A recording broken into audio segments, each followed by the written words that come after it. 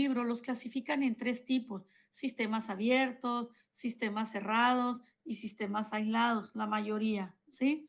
Eh, Bien lo comentaban ustedes cuando exponían que un sistema abierto era un objeto o un sujeto vivo que intercambia tanto materia como energía con el entorno, ¿sí?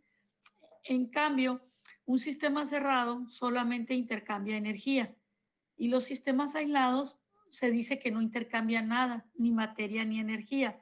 Pero hago una aclaración, que los sistemas aislados no existen, son utópicos. La palabra utopía significa que son idealizados por el hombre, pero que en realidad no existen. ¿Por qué? Porque imagínense ustedes que un termo es un sistema aislado, que pretendemos que se hizo con un material que no va a intercambiar calor con el entorno ni va a permitir que le entre calor al termo. Y ustedes colocan una bebida como el café en él. Al cabo de cierto tiempo, ustedes saben que el café se va a enfriar. ¿Por qué se enfría el café? Porque está mandando calor al entorno. Si fuera realmente aislado, no se hubiera enfriado, ¿sí? Lo mismo pasa con los motores de los automóviles.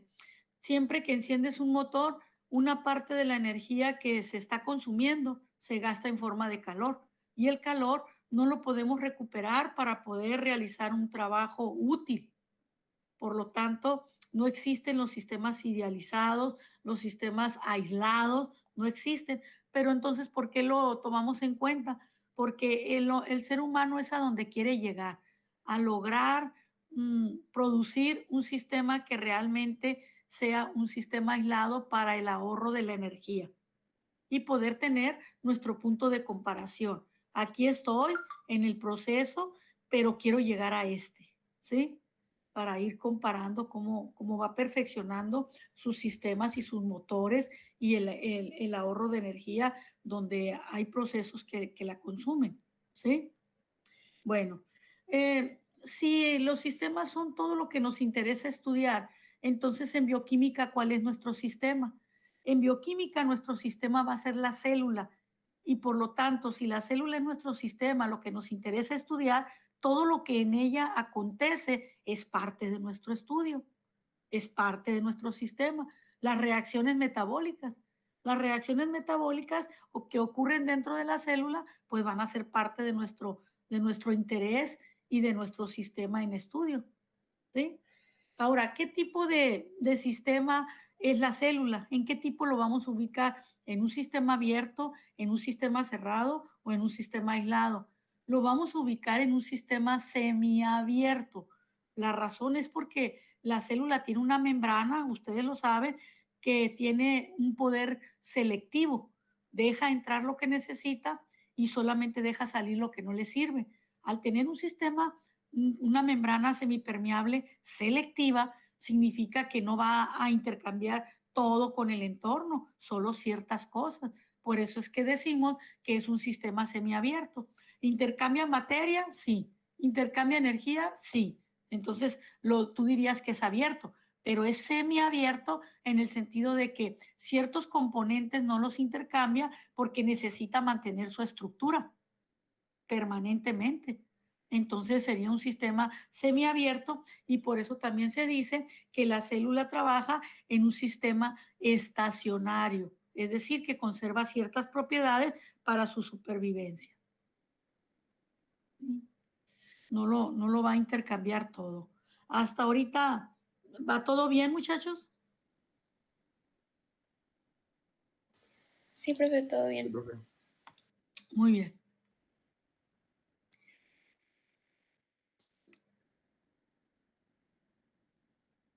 ¿Cómo definimos bioenergética entonces? La vamos a definir como un estudio cuantitativo. ¿Por qué cuantitativo? Porque siempre busca las cantidades de energía que se están gastando en un proceso, porque con la energía es como se hace un trabajo útil y por lo tanto la energía va a ser muy importante, que no se desperdicie, que se utilice de la mejor manera posible. Por eso la bioenergética es el estudio cuantitativo de las relaciones energéticas y las conversiones de energía en los sistemas biológicos. ¿sí? Que se utilicen al máximo. Las células necesitan esa energía para realizar un trabajo dependiendo de la naturaleza de la célula. Si es una célula del corazón, pues para realizar la sístole y la diástole, ¿verdad? Si es una célula del cerebro, les comentaba en clase que era para hacer la sinapsis. Si es una célula del músculo, para llevar a cabo la contractibilidad, es decir, el movimiento de los músculos. Y así cada célula que tiene una función específica va a requerir energía para realizar esa función. La mayor parte de la energía nosotros la obtenemos de la luz natural del sol. Esa es la fuente maravillosa que prodiga la energía para todo el planeta. Y esa energía es tomada por las plantas, las cuales asimilan el dióxido de carbono del entorno, así como el agua, y hacen que fluyan los electrones desde el agua hasta el dióxido de carbono para producir moléculas orgánicas más complejas, más grandes, como vendrían siendo los almidones, ¿verdad? La glucosa, los carbohidratos de ese tipo y el almidón. Posteriormente, los animalitos herbívoros van a consumir esas plantas que formaron sus propias moléculas de glucosa y de almidón. Y esos animalitos herbívoros que consumieron las plantas eh, adquieren ya las moléculas necesarias para su crecimiento, que les hicieron el favor de elaborar las plantas, pero luego nosotros, los organismos heterótrofos, nos vamos a alimentar también tanto de plantas o vegetales como de animales, así que también vamos a adquirir esas moléculas orgánicas que formaron las plantas al comer también otros animales, ¿verdad? Y ahí se va mirando el flujo de energía, cómo fluye la energía por todo el planeta. Por lo tanto, se dice que si la vegetación terminara, se acabaría la vida en el planeta, porque la vegetación, las plantas, tienen una simbiosis con el ser humano y con todos los seres vivos. Las plantas nos fabrican a través de la luz solar todas las moléculas orgánicas que los otros seres necesitamos. Entonces, si se acaban las plantas, se acaba la vida. Así de sencillo, ¿no? O si se acaba la fuente natural del sol, también se acaba la vida en el planeta, ¿no? Entonces, una vez que las plantas construyeron esas moléculas orgánicas complejas como glucosas y almidones, nosotros luego las tomamos a través de esa alimentación de plantas y animales herbívoros que consumimos, los heterótrofos, y las oxidamos en presencia de oxígeno, las oxidamos. Al oxidar esas moléculas, pues les extraemos toda la energía posible, convirtiéndolas en dióxido de carbono, que es lo que las plantas asimilan para construir sus moléculas, en agua y en energía ya pura. Cuando nosotros oxidamos en nuestro metabolismo a las moléculas orgánicas, producimos energía para mantenernos vivos, para darnos crecimiento, ¿verdad? Y que podamos hacer las actividades cotidianas. Y eso va a ir en todo lo que comemos y bebemos.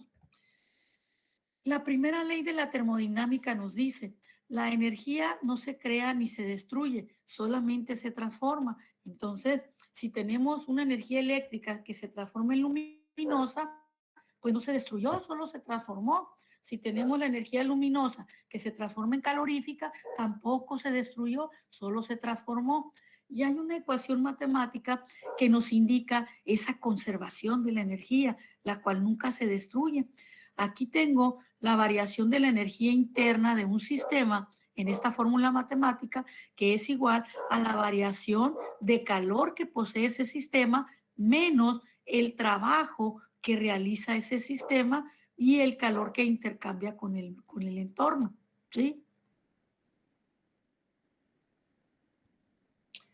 La segunda ley de la termodinámica nos dice que en toda transformación de una forma de energía a otra forma, dice que hay una cantidad de energía que siempre se dispersa hacia otros estados, generalmente en forma de calor. También se le llama degradación. Entonces, Este calor que se desprende por realizar un trabajo de los sistemas que lo están haciendo hacia el entorno hace que aumente el desorden de todas las moléculas que rodean a ese sistema y a eso se le llama entropía. La entropía, cuando recibe nuestro entorno mucho calor, la entropía aumenta en el entorno. Por eso siempre va a ser igual o mayor a cero, porque aumenta la entropía siempre que esté recibiendo calor. El desorden de las moléculas de nuestro entorno aumenta. ¿Sí? Las células, por ser sistemas materiales reaccionantes, van a experimentar estos procesos conocidos como reacciones que también son muy liberadores de calor y de energía, ¿sí? Todos los sistemas reaccionantes. Y el calor que van a liberar lo van a compartir con el entorno. Hay tres variables termodinámicas muy importantes que nosotros vamos a medir en este tema de bioenergética. Una variable que se llama como su descubridor o el científico que estudió la termodinámica y definió estas variables, Josías Gibbs. Entonces, en honor a él, a la energía libre útil para realizar un trabajo se le llamó energía libre de Gibbs en honor a él y se abrevia con una G mayúscula.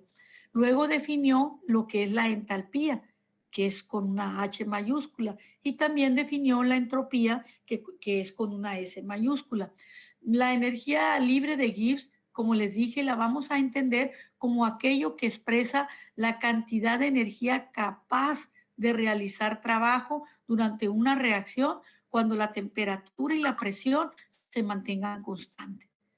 La entalpía va a ser aquello que contiene calor en un sistema reaccionante. Y la entropía se expresa como la cantidad o aleatoriedad del desorden en un sistema. Aquí está Josías Willard Gibbs, quien definió esas variables que acabo de mencionar.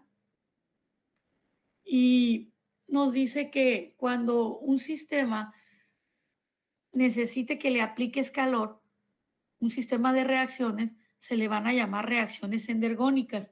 Cuando a un sistema que está reaccionando no necesitas de ponerle calor, al contrario, el mismo sistema mientras realiza las reacciones libera calor, se llaman reacciones exergónicas. Las reacciones exergónicas siempre van a tener un signo negativo cuando midamos la delta G. Las reacciones endergónicas a las que se les necesita poner energía o calor siempre van a tener un delta G positivo, ¿sí? Y no van a ocurrir mientras nosotros no le pongamos esa energía que necesita para realizar su sistema de transformar los reactivos en productos. No hay que confundir una reacción exergónica con una exotérmica. La reacción exergónica es aquella que produce una energía útil para realizar un trabajo, mientras que la exotérmica solamente se trata de calor liberado al entorno, exterior, ¿sí? Las reacciones endotérmicas también solamente se refieren al puro calor, no a la energía útil para realizar trabajo. Entonces, una reacción endotérmica es aquella que necesita aplicarle calor, ¿sí? Para que pueda seguir reaccionando un sistema. Pero no sé si haya quedado claro la distinción exergónico y endergónico, de exotérmico y endotérmico. ¿Quedó claro, chicos?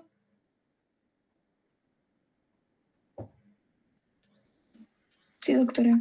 Sí, profe. Muy bien. Entonces, aquí tenemos la fórmula de la energía libre de Gibbs, que dice que la variación de esa energía libre de Gibbs es igual a la variación de entalpía menos la temperatura absoluta multiplicada por la variación de entropía. Eso es para calcular la energía capaz de realizar un trabajo en un sistema de reacciones.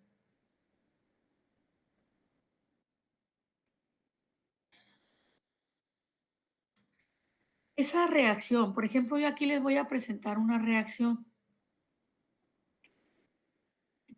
Ay, espérenme.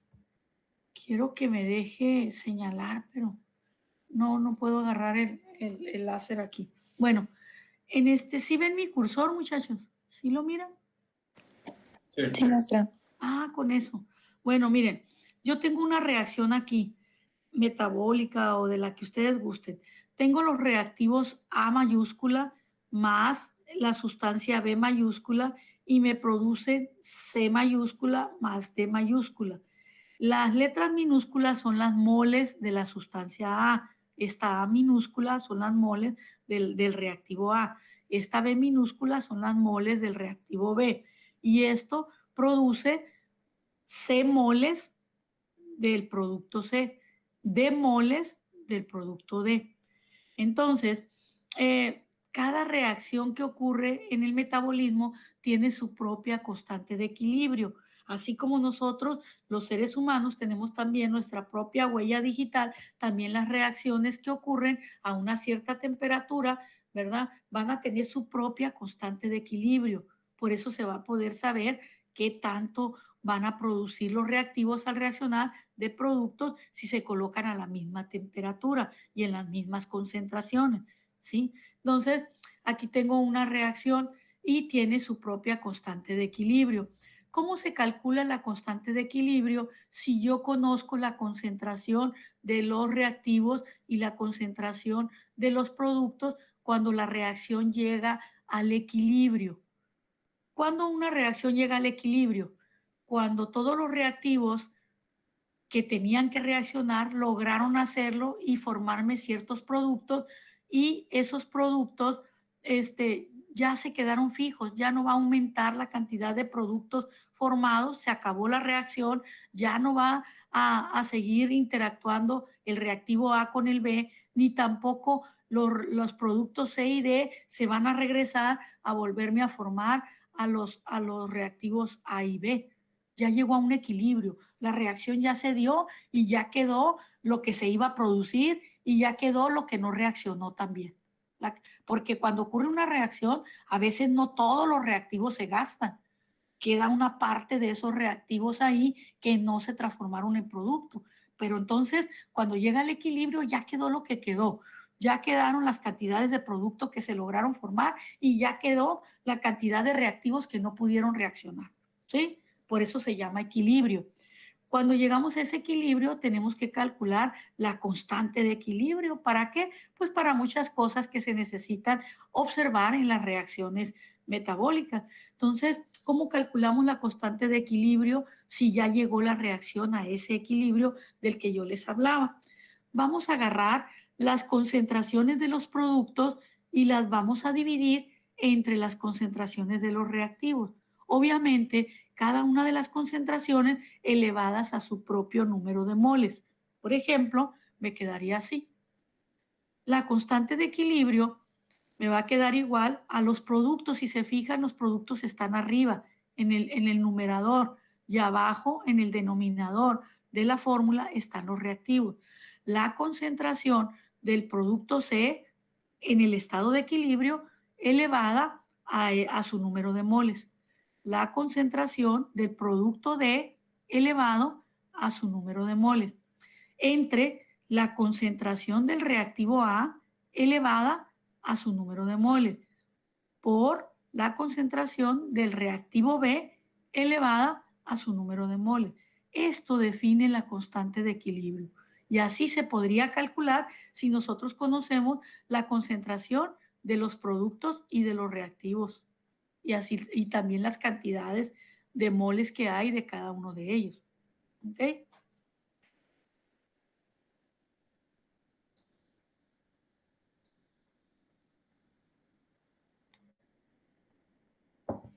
Esta ecuación que yo tengo aquí es la ecuación para saber la energía libre de Gibbs, muy útil para realizar un trabajo. Es la delta G.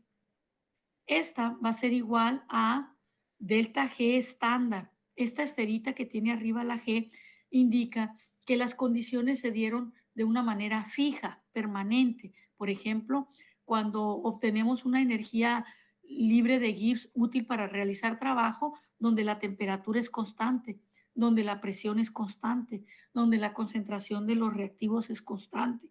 Entonces, eso quiere decir la esferita, que todo es conocido, permanente y fijo. Y a esto le sumamos la R, que es la constante universal de los gases, multiplicada por la temperatura absoluta. ¿Qué es la temperatura absoluta? La que se mide en grados Kelvin.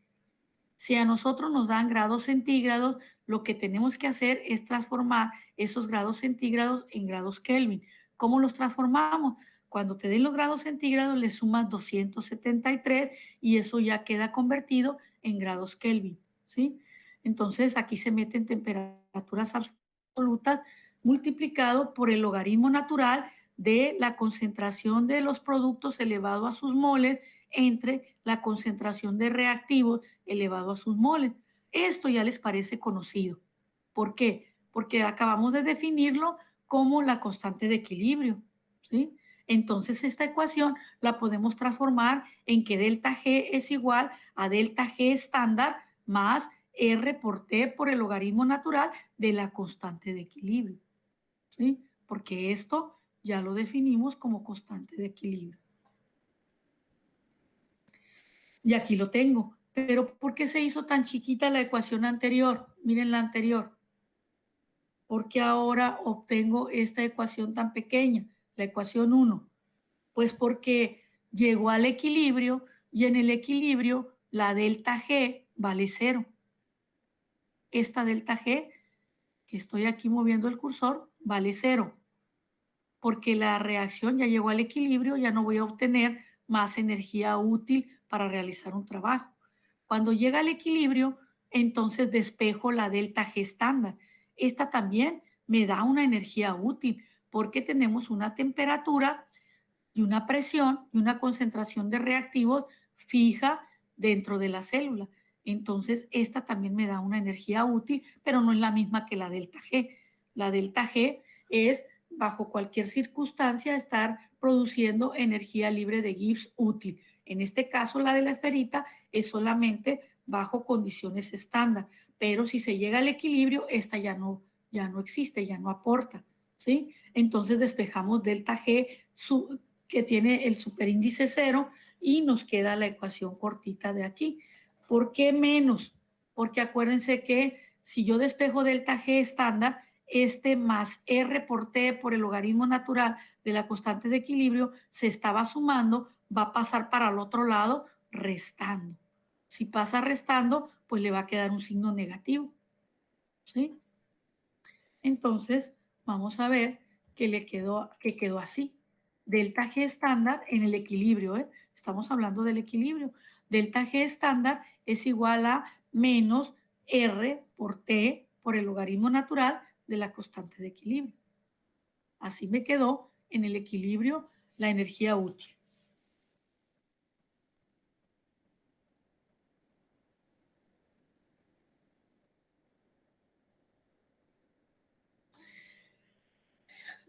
Aquí yo tengo una reacción que dice que la glucosa más fósforo inorgánico me produciría o convertiría la glucosa en un compuesto fosforilado, la glucosa 6-fosfato. ¿Por qué se convierte en glucosa 6-fosfato? Porque se supone que este fósforo inorgánico se adhiere a la glucosa en forma de fosfato, formándome la glucosa 6-fosfato y se adhiere en el carbono número 6 de la glucosa. Y también esta reacción me produciría agua. Y el delta G que estamos observando en esta reacción es positivo, 13.8 kilojoules sobre mol. ¿Qué significa que sea positivo? Que tenemos que administrar energía. Si no le ponemos energía, entonces no va a poder ocurrir esta reacción, porque su delta G es positivo. Eso me lo indica. Si mi delta G que estoy observando es positivo, la reacción no ocurre de manera espontánea, de manera natural, de manera solita. Por lo tanto, le tenemos que administrar energía. En este caso, si son reacciones metabólicas, pues la energía no la vamos a suministrar nosotros por voluntad propia, la va a suministrar el ATP. la célula manda a traer el ATP, que es su mejor moneda energética, ¿sí? Es el favorito de la célula para extraer energía y utilizarla. Entonces, cuando nosotros veamos un delta G positivo, podemos predecir que la reacción no se va a poder llevar a cabo mientras no se administre energía a esta reacción. En la reacción del ATP, cuando se degrada el ATP y entonces se convierte en ADP más fósforo inorgánico, vemos que se está separando un fosfato del ATP. Era adenosín trifosfato y me viene quedando como adenosín difosfato. ¿Qué pasó? Pues que se le separó un fosfato. Al romperle un fosfato al ATP, se libera mucha energía de los enlaces químicos que se rompieron.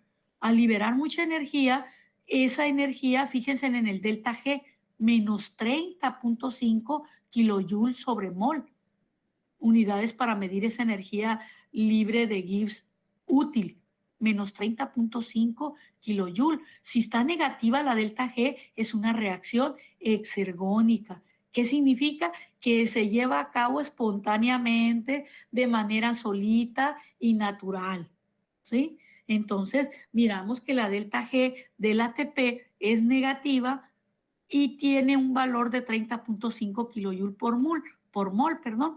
Si comparo esta energía con la que se requiere en la reacción de arriba, que son 13.8, hasta me sobra, ¿sí?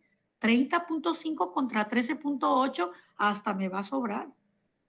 Y tengo que ver que su signo es negativo, no porque sea menor, sino porque se está liberando mucha energía y esto es de manera espontánea y natural. Entonces sí me alcanza la energía liberada por el ATP para entregar energía a la reacción de arriba y que la de arriba pueda llevarse a cabo. A esta forma en que la célula, cuando ve que un delta G es positivo y no se puede realizar la reacción, manda a traer al ATP y las enzimas promueven que el ATP libere su energía, entonces la atrapa la célula para dársela a la reacción de arriba y que se pueda efectuar. ¿Ok?